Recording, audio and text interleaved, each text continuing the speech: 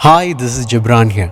லைஃப்பில் பல நேரங்களில் ஒரு பிரச்சனையை சார்ட் அவுட் பண்ண முடியாமல் நாம் தவிச்சு நின்று இருப்போம். அதை எப்படி சரி பண்ணி தீர்த்து வைக்கிறதுன்னு தெரியாமல் குழம்பி போய் கஷ்டப்பட்டிருப்போம். அப்படிப்பட்ட ஒரு சிக்கலான சுச்சுவேஷனுக்கு ரொம்பவே ஒரு க்யூட்டான சொல்யூஷனை தான் இன்னைக்கு இந்த கதை மூலமாக நாம் தெரிஞ்சுக்க போகிறோம்.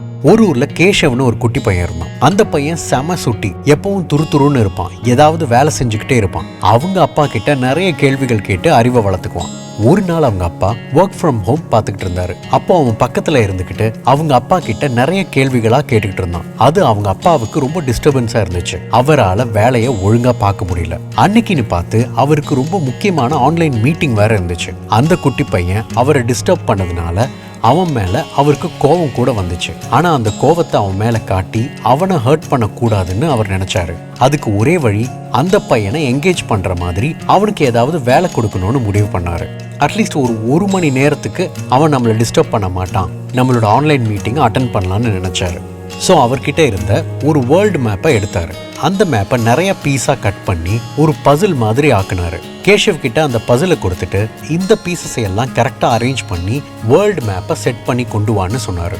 வேர்ல்டு மேப்பை அரேஞ்ச் பண்ணுறது அவ்வளோ ஈஸியான விஷயம் இல்லை, கொஞ்சம் காம்ப்ளிகேட்டட் தான். அதனால எப்படியும் ரொம்ப நேரம் எடுத்துக்கிட்டு மூளையை கசக்கி தான் அதை கேஷவ் பண்ண முடியும். அது வரைக்கும் நமக்கு பிரச்சனை இல்லைன்னு அவர் ரூம்ல போய் அவரோட ஆஃபீஸ் வேலையை பார்க்க ஆரம்பிச்சாரு. ஆனா நடந்தது வேற.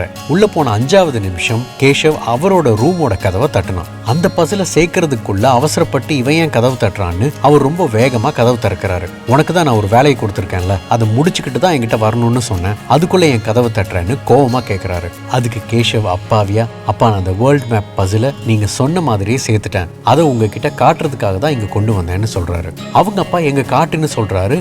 அவனும் அதை காட்டுறான். அந்த பசில ரொம்ப கரெக்டா அரேஞ்ச் பண்ணதை பார்த்து ஆச்சரியப்பட்ட அவனோட அப்பா, எப்படி கேஷவ் உன்னால இவ்வளோ சீக்கிரத்துல இவ்வளோ பெர்ஃபெக்டா பண்ண முடிஞ்சதுன்னு அவங்ககிட்ட கேட்கிறாரு.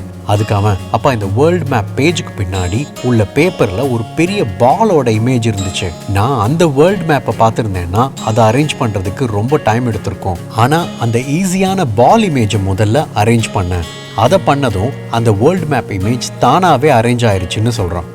ஒரு பிரச்சனையை அணுகிற விதத்தையும் அதுக்கு ஈஸியான சொல்யூஷனும் கண்டுபிடிக்கிற சாமர்த்தியத்தையும் அந்த குட்டி பையன் எவ்வளோ கியூட்டா நமக்கு உணர்த்திருக்கான் பாருங்க. நார்மலா பழக்கப்பட்ட ஒரு குறுகிய வட்டத்துக்குள்ளேயே யோசிக்கிறத திங்கிங் இன்சைட் த பாக்ஸ்னும், அதுல இருந்து தள்ளி வந்து கொஞ்சம் கிரியேட்டிவா யோசிக்கிறத திங்கிங் அவுட் ஆஃப் த பாக்ஸ்னும் சொல்லுவோம். நான் என்ன சொல்றேன்னா, forget there is a box and think.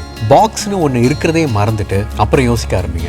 எந்த ஒரு கஷ்டமான பிரச்சனைக்கும் ஏதோ ஒரு மூளையில ஈஸியான சொல்யூஷன் ஒளிஞ்சிட்டு தாங்க இருக்கும். அந்த ஈஸியான சொல்யூஷனை கண்டுபிடிக்காட்டியும் பரவாயில்ல, எல்லாரும் யோசிக்கிற அந்த யூஷுவல் காம்ப்ளிகேட்டட் திங்கிங் ப்ராசஸ்குள்ள போய் மாட்டிக்காதீங்கன்னு தான் சொல்ல வரேன். இதை ஒன்று மட்டும் பண்ணோம்னா அந்த பிரச்சனையோட ஈஸியான சொல்யூஷன் நாம இருக்கிற இடம் தேடி வருங்க. Because the first and foremost solution to any kind of problem is altering the thinking process.